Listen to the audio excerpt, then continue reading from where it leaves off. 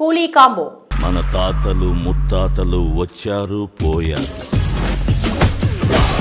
Super star Rajinikanth Jailer, బెటాయిన్ లాంటి block buster hits తర్వాత కెరియర్లో ప్రతిష్టాత్మకంగా తెరకెక్కుతున్న చిత్రం కూలీ.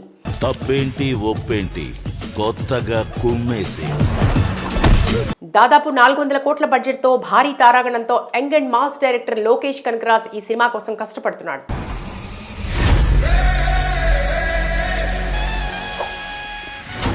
ఎలాగైనా 1000 కోట్ల కలెక్షన్స్ రాబట్టేందుకు తమిళ్లో తొలి చిత్రంగా అత్యధిక కలెక్షన్స్ కొలగొట్టాలని సిద్ధమయ్యాడు. గోల్డ్ మాఫియా చుట్టూ సాగే యాక్షన్ డ్రామాగా ఈ సినిమా కథ ఉండబోతున్నట్లు ప్రచారం సాగుతుంది.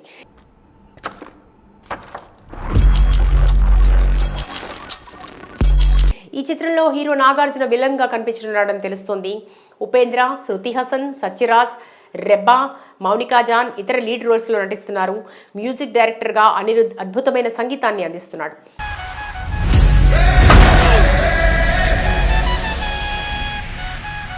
ఇంతకు ముందు విడుదల చేసిన గ్లిమ్స్లోని రజనీ స్టైల్కి తగ్గట్టుగా మాస్ బీజిఎం ఇవ్వడం చూసాం.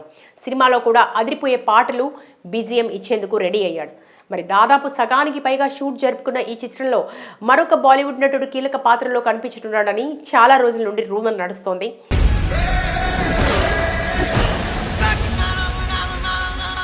ఇప్పుడు ఆ రూమర్కు చెక్ పెడుతూ దాదాపు 3 దశాబ్దాల తర్వాత రజనీకాంత్, అమీర్ ఖాన్ స్క్రీన్ షేర్ చేసుకుంటున్నారు.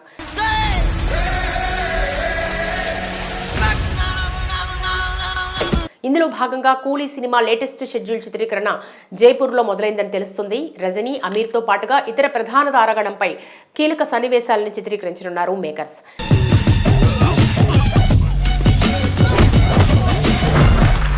తాజాగా అమీర్ జైపూర్కు వెళ్లడంతో ఈ మూవీలో ముఖ్య పాత్రలో నటిస్తున్నట్లు స్పష్టమవుతోంది. అయితే 30 సంవత్సరాల క్రితం 1995లో వచ్చిన అంతక్ హీ అంతక్ సినిమాలో రజనీకాంత్, ఆమీర్ ఖాన్ లీడ్ రోల్స్లో నటించిన సంగతి తెలిసిందే. అరే పాపి అంటారు, పిచ్చల్ లైట్ తీసుకో. 30 ఇయర్స్ తర్వాత ఇప్పుడు మళ్ళీ రెండోసారి కూలీ కోసం రజనీకాంత్, అమీర్ ఖాన్ స్క్రీన్ షేర్ చేసుకుంటున్నారు. మరి అమీర్ ఖాన్ ఈ చిత్రంలో ఏ పాత్ర పోషిస్తున్నాడో తెలియనప్పటికీ ఈ సినిమాపై భారీ అంచనాలు నెలకొన్నాయి. ఏ దారిలో వెళ్ళినా సుఖాన్ని విడువకు. ఇక బాలీవుడ్లో అమీర్ ఖాన్ స్టార్ హీరో అవడంతో బీభత్సమైన క్రేజ్ ఈ ప్రాజెక్టుకు రాబోతోందని చెప్పొచ్చు. అంతేకాక దర్శకుడు లోకేష్ కనకరాజ్ తదుపరి బాలీవుడ్ ప్రాజెక్ట్ చేసేందుకు, బాలీవుడ్ ప్రేక్షకులకు దగ్గరయ్యేందుకు తనకి మంచి అవకాశం లభించినట్టయింది.